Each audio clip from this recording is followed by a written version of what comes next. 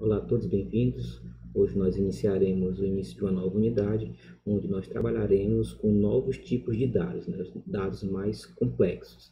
Nós deixaremos os dados primitivos, né? Agora vamos tentar avançar, evoluir as nossas estruturas de dados, digamos assim, certo? Então, o primeiro tipo de dado mais avançado que nós nos aprofundaremos são as strings. Então, primeiramente, nós veremos alguns tipos primitivos de dados.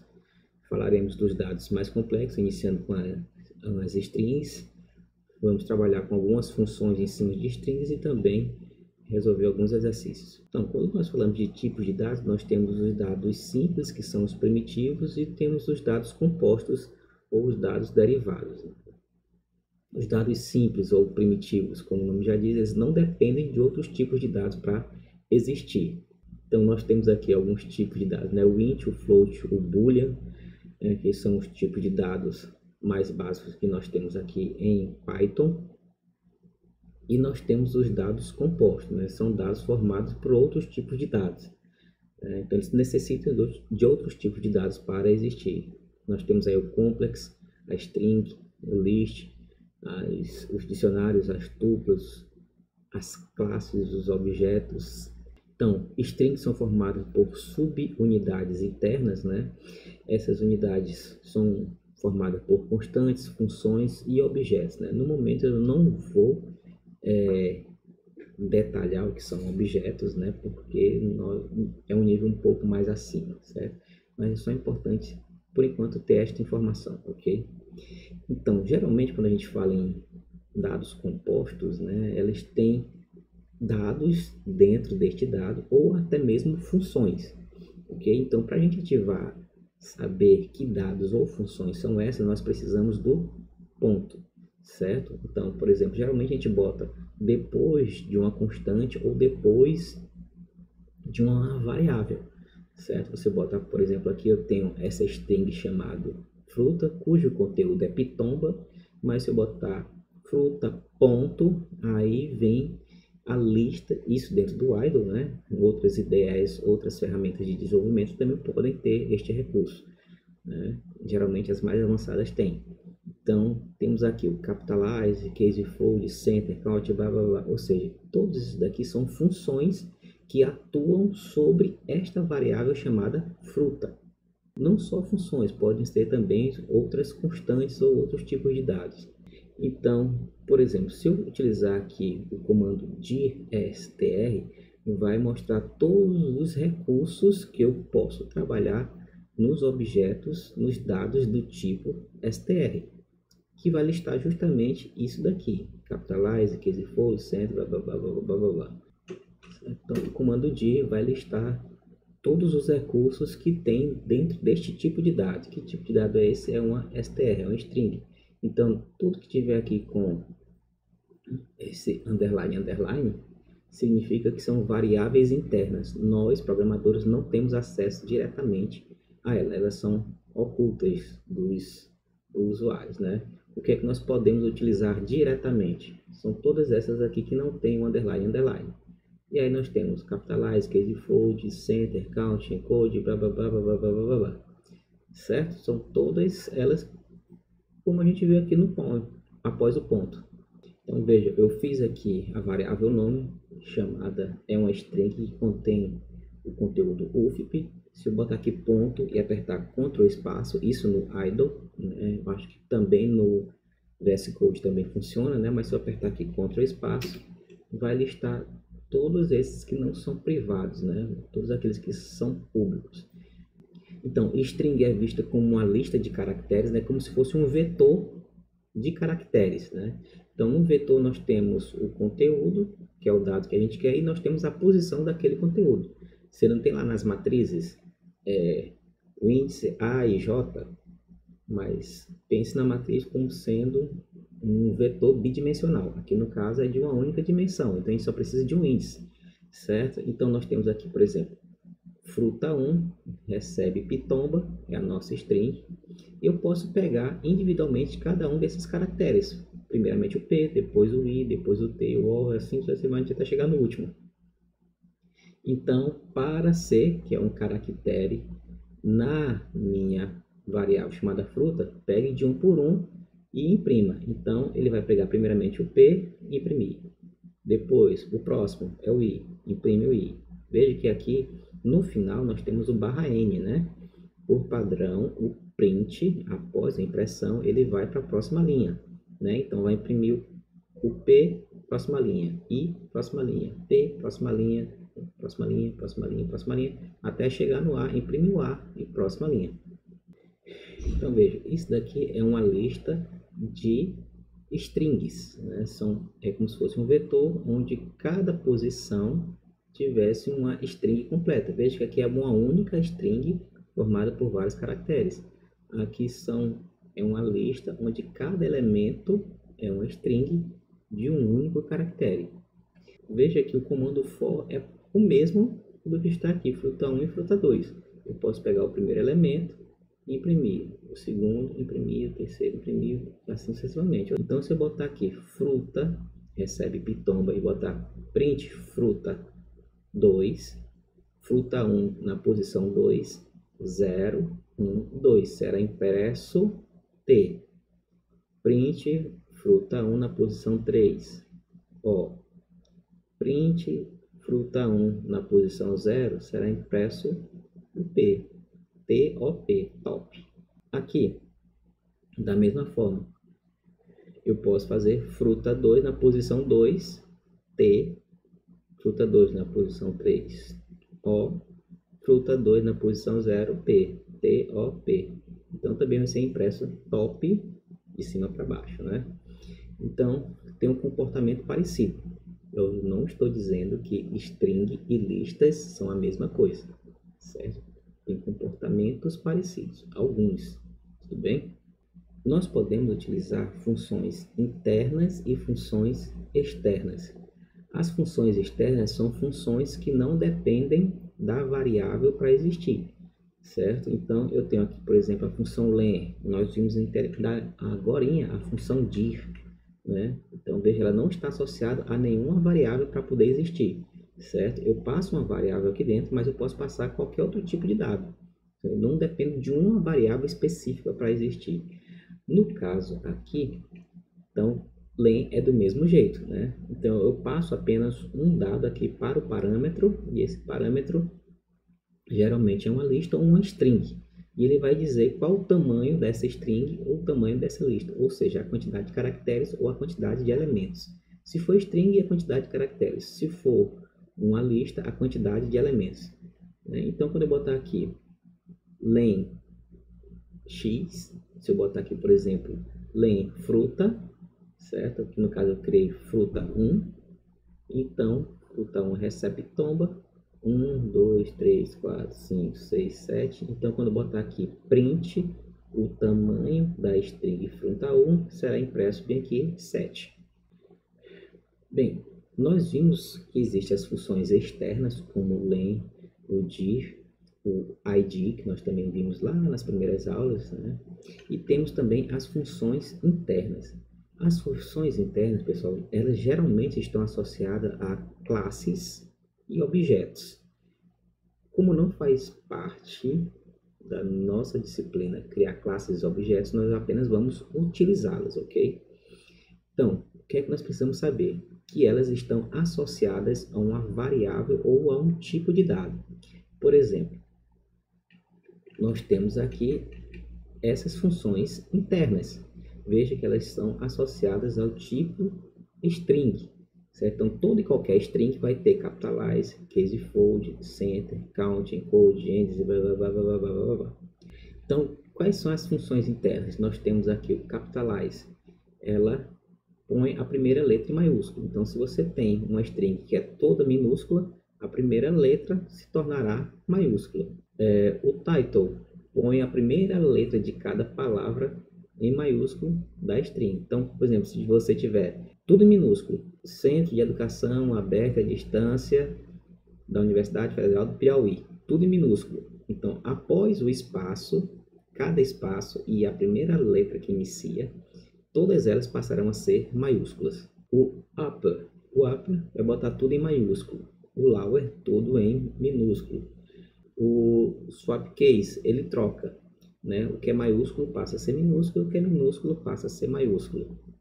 O center alinha uma string no centro, certo? Você diz a quantidade de caracteres que você quer, a sua string, e aquele texto que você botou ficará bem no meio daquela quantidade de caracteres. É left just, né? Alinhar à esquerda. Então, você vai alinhar o seu texto à esquerda. O right just, você vai alinhar à direita. O count conta a quantidade de ocorrências de uma substring. O find indica a posição da primeira ocorrência de uma substring. Então, onde aquela primeira substring apareceu no texto, dentro daquela variável, ele vai indicar a primeira ocorrência. rfind, né, indica a última posição, ou seja, a última repetição daquela substring dentro da string grande. Ends with faz um teste para saber se uma determinada string termina com uma determinada substring. Starts with verifica se a string maior inicia com aquela substring que você está passando. Is alpha num, ele vai retornar verdadeiro se todos os caracteres forem alfanuméricos, ou seja, alfabéticos e numéricos. Se você botar, por exemplo, um que não seja alfabético, por exemplo, a exclamação, a porcentagem, o cerquilha, o sinal de mais, ele vai retornar falso, porque não é alfabético nem é numérico. O is-alpha, verdadeiro se todos forem alfabéticos. Is-lower, se todos estão em minúsculo. Is-numeric, se todos são caracteres numéricos. Is-space, se todos são considerados caracteres em espaço branco. Quem são espaço branco? É o espaço, é o tab, é o enter, é o /n, certo? Que são considerados caracteres em branco. Is-upper, retorna verdadeiro se todos os caracteres daquela variável for maiúscula. O split, lista de todas as substrings dentro de uma string marcada. Então, se você tiver um marcador, por exemplo, banana, e eu quero dividir toda vez que tiver um n, então ele vai procurar um n, olha, da primeiro caractere até este n, essa é a substring. Deste ponto para o próximo n é outra substring. Ele vai procurando até onde tem o próximo n, próximo n, próximo n, e vai dividindo em várias substrings. O replace significa que você vai substituir uma substring por outra. Partition, né, ele vai gerar uma tupla, é um tipo de dado que nós não veremos no nosso curso, né, mas é parecido com os dicionários, que é o seguinte, se você tiver uma string marcadora, né, então ele vai gerar uma nova string, o que tinha antes a string e o que vem depois da string.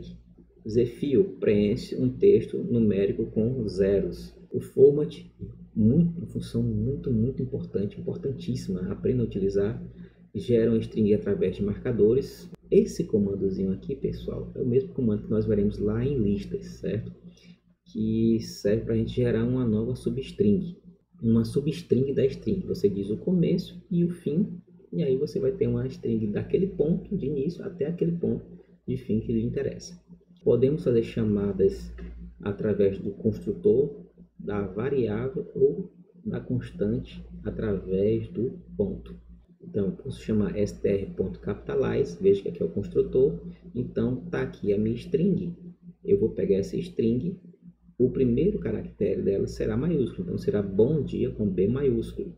Agora, veja que eu vou criar aqui uma variável.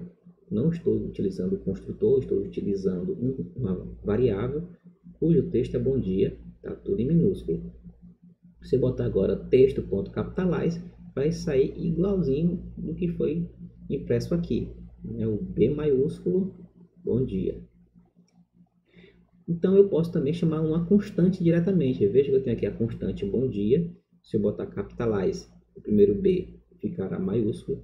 Veja que eu tenho aqui bom maiúsculo, espaço dia. Se eu botar swap case, você vai trocar todos os maiúsculos por minúsculo, minúsculo por maiúsculo. Então ficará bom minúsculo e dia maiúsculo. Se eu botar title, será impresso B maiúsculo, B maiúsculo. Ok? O upper, todo mundo maiúsculo. O lower, todo mundo em minúsculo. Veja que é possível fazer concatenações. Nós já vimos isso lá nas primeiras aulas, né? Então se eu botar aqui eu mais amo.ljust mais você, o que é que vai acontecer? Eu estou dizendo o seguinte, esse texto aqui, em vez de ter 3 caracteres, terá 10, sendo que eu vou alinhar à esquerda esta palavrazinha bem assim. Então, esse amo fica para a esquerda e teremos mais 7 caracteres aqui em branco, sem nada impresso. Então, ficaria eu amo, tudo junto. Veja que não tem espaço aqui. Como isso daqui está alinhado à esquerda, vai ficar à esquerda e os espaços ficaram 7 espaços em brancos. Depois de 7 espaços, você. Você também pode dizer, olha, eu não quero espaço em branco, eu quero que seja impresso com X. Agora, se eu botar Center, agora sim, o que é que vai acontecer? Ficará esta palavra aqui será centralizada nesta quantidade de caracteres aqui. Da mesma forma, você também pode botar o que você quiser. O Rjust, ele vai alinhar à direita. Então, ficará aqui eu, 7 espaços em branco, amo, e logo após o amo grudado vai ter o você. Aqui é a mesma coisa, a diferença que em vez de 7 espaços em branco, ele vai botar 7 underlines. Eu tenho aqui este exemplo print. Leque. Você pode botar aqui o count para contar a quantidade de vezes que essa substring está dentro dessa string, né? Então veja que o le tem 1, 2, 3 vezes, então será impresso 3. Tem aqui texto recebe Araraquara. Se eu botar aqui, veja que o find ele encontra a primeira ocorrência, né? Então a primeira ocorrência do ara é bem aqui, então ele vai dizer que na posição 0. Se eu botar agora o rfind, certo? Ele vai procurar a última ocorrência do ara. Ele vai dizer que foi encontrado na posição 7. Veja, pessoal, eu tenho aqui uma variável chamada arc que tem c:/doc/meu-trabalho.jpg. Então, esse aqui é o caminho, provavelmente o caminho de um arquivo de uma imagem, né? E eu vou testar, saber se esse arquivo é um arquivo do Word, se é um arquivo de imagem, se é um arquivo do Corel, do Photoshop, do sei lá o que, certo? Então, esse WendZif cai certinho com uma luva, né?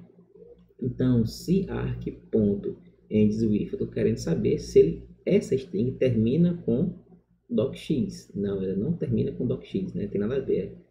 Se for igual a isso, ele imprimiria arquivo do Word 2013. Se for só apenas terminar com doc, então são 3 caracteres, 1, 2, 3. Esses 3 são iguais a isso? Não, né?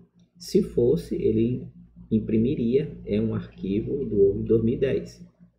Se não, ele vai imprimir tipo desconhecido. Então é justamente o que vai acontecer aqui, né? Ele não termina com docx, não termina com doc, então será impresso tipo desconhecido.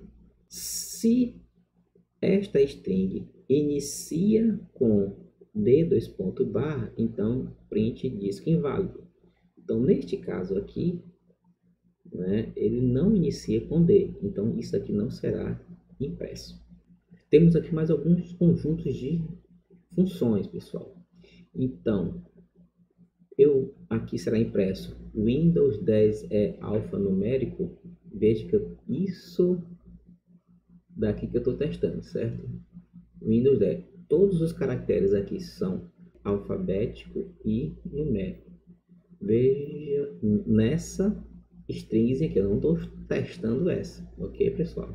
Eu estou testando apenas isso daqui. Veja que, bem aqui, pessoal, eu tenho esse caractere bem aqui, ó, espaço. Ele nem é alfabético, nem é numérico, então ele vai retornar falso, certo? Agora, se eu botar Windows 10 tudo junto é alfanumérico, aí ele vai dizer sim, todos aqui ou são alfabéticos ou são numéricos. Aqui eu estou testando apenas se são alfabéticos. Então veja que aqui tem uns numéricos, então aqui retorna falso. Eu estou testando aqui se esse daqui são todos alfabéticos. Veja que são todos alfabéticos. Pode ser minúsculos ou maiúsculos, mas são alfabéticos. Então aqui retorna true. Todos os caracteres aqui, Windows é minúsculo? Sim, aqui vai retornar verdadeiro. Aqui ele vai testar todos os caracteres aqui são minúsculos? Sim, pessoal, que são minúsculos, certo? Então, ele não vai se preocupar com os numéricos, certo? Ele vai se preocupar apenas com os alfabéticos. Então, os alfabéticos são minúsculos? Sim, ele vai retornar sim. Já aqui, este alfabético não é minúsculo. Então, só se um não for, então ele já bota false, bem aqui, ok? Já que o Windows, veja, está todo mundo maiúsculo. Zapper, sim, então vai retornar true. Aqui, Windows 10 e Zapper, sim, veja que ele não vai testar os numéricos, ele vai testar apenas os alfabéticos, então também vai retornar sim. Agora, se ele botar aqui Windows is upper, só tem um upper, todos os outros são lower, né? Então ele vai retornar false. Nós temos também aqui Windows 10 is numeric, não vejo só, numérico só tem esse não é numérico, nem esse, nem esse, nem esse, nem esse, então vai retornar false. Se eu botar 10 é numérico, se eu botar aqui 10.is numeric, ele vai retornar true. 10 é espaço em branco, se eu botar aqui 10 is space, ele vai retornar false. Aqui não é um espaço em branco. Se eu botar aqui esse espaçozinho aqui é espaço em branco, isso daqui é todo mundo que está aqui dentro é um espaço, aqui vai retornar sim. O barra N e o barra T, pessoal, quando você botar barra barra, você está dizendo que quer imprimir a barra, certo? Então, será impresso uma única barra. Será impressa uma única barra aqui e uma única barra aqui, certo? Então, nessa impressão será apenas barra N, espaço, barra T é espaço em branco. Se você botar aqui dentro e fizer esses testes, barra N, barra T, is space, ele vai dizer sim, isso aqui são espaços em branco, certo? Barra N, ele gera uma nova linha, mas não escreve nada. O barra T é o tab, é a tabulação, você vai dar um espação maior, mas também não imprime nada, né? Apenas os espaços em branco. Então também vai retornar verdade. Texto recebe Araraquara para todos, ponto split A, significa que onde tiver um A, ele vai separar. Lembrando que o marcador que você utilizou não fará parte das substrings, certo? Então, a primeira substring é quem? É o R, a próxima é o A, depois o QU, depois será impresso R, depois espaço P, depois R, depois espaço todos, ponto. X recebe o texto eu odeio segunda-feira. Se nós utilizarmos x.replace, significa que eu quero substituir odeio por amo. Então ele vai procurar aqui dentro dessa string, tem essa substring? Tem. Então, onde tiver isso, substitui por amo. Então será impresso eu amo segunda-feira. Quando nós fizermos teste, recebe araraquara.partition. O partition gera uma tupla. Antes, o separador e o depois. Então será a arara no primeiro elemento, o qua, que é o separador, e o que vem depois, que é o ra. Aqui, se eu imprimir teste, será impresso a tupla, certo? O antes, o marcador e o depois. Se nós imprimirmos o teste 0, é o que vem antes, ou seja, será impresso arara. Se nós imprimirmos aqui o teste 1, será impresso o elemento separador, que é o qua. E se nós imprimirmos o teste 2, será o que vem depois, que é o ra. O Z-fill, ou zero fill, ou seja, preenche com zeros. O que é que ele quer dizer? Olha, ele vai fazer o seguinte, tá vendo essa string? Você vai transformar essa coisa aqui em 5 caracteres. Ela tem quantos? 1, 2, 3. Mas ela não vai botar 00 menos 51, porque não faz sentido, né? Que é que ele vai botar menos 0051. Da mesma forma, se aqui for positivo, né? Preenche com zeros. Então, aqui no caso, se você botar mais 51, ficará mais 0051. Se você não botar o sinal, aí sim ficará 000, porque só tem 2, mas eu preciso de 5, né? Então vai preencher com 3 zeros. Aqui, pessoal, nós temos que lembrar lá do range, né? Geralmente, quando nós trabalhamos com lista, tem esse problema, né? algum iluminado na hora de criar a linguagem de programação disse, olha, quando for listas, a gente não chega até o último, a gente chega até o anterior do último, né? Alguém achou que isso ia ser maravilhoso, né? Então, quando você fizer isso aqui, você está gerando uma substring que começa no caractere 0 e vai até o anterior do 3, ou seja, 0, 1, 2. Então, eu só vou pegar R, E, L. E aqui eu estou concatenando com essa nova string.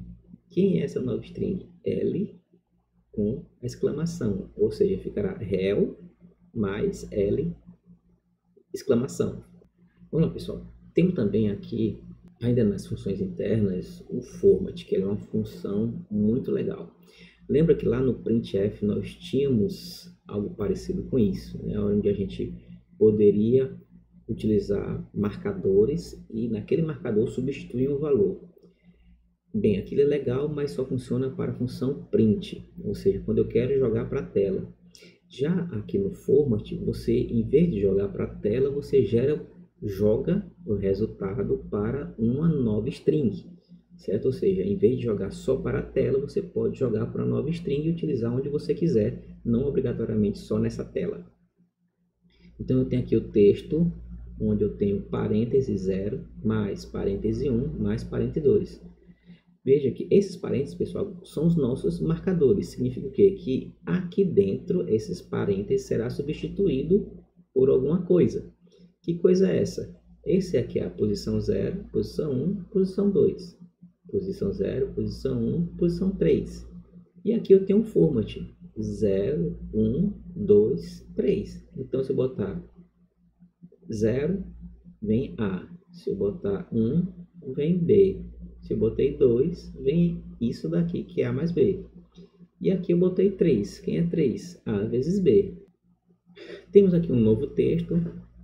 Veja que você não é obrigado a numerar, certo? Aqui eu numerei porque aqui eu fui na ordem, aqui eu não fui na ordem, né? 0, 1, 3. 0, 1, 2, aqui eu segui a ordem, mas aqui eu não segui. Então, se você não seguir a ordem, então ele vai entender que você quer que siga essa ordem. Então, esse vem para esse vem para esse, e esse daqui vem para esse. Quem é isso daqui? É isso. Veja que é uma divisão. 4 dividido por 5 vai dar 0,8, né? Mas é aquela mesma formatação que nós vimos na aula de entrada e saída. Significa o quê? Que este valor tem que seguir esse formato. São 4 dígitos, sendo que desses 4, um dígito é para o ponto, ou seja, ficará 0.8.0. Ok? Por quê? Porque eu disse que a precisão aqui são 2 dígitos. Então, como é 4 dividido por 5 dá 0,8, então como eu quero precisão 2, então 0.80. Ok? É isso que vai acontecer. Bem, então na próxima aula eu só vou exibir esses códigos executando. Eu encerro por aqui. Tchau, tchau. Até a próxima.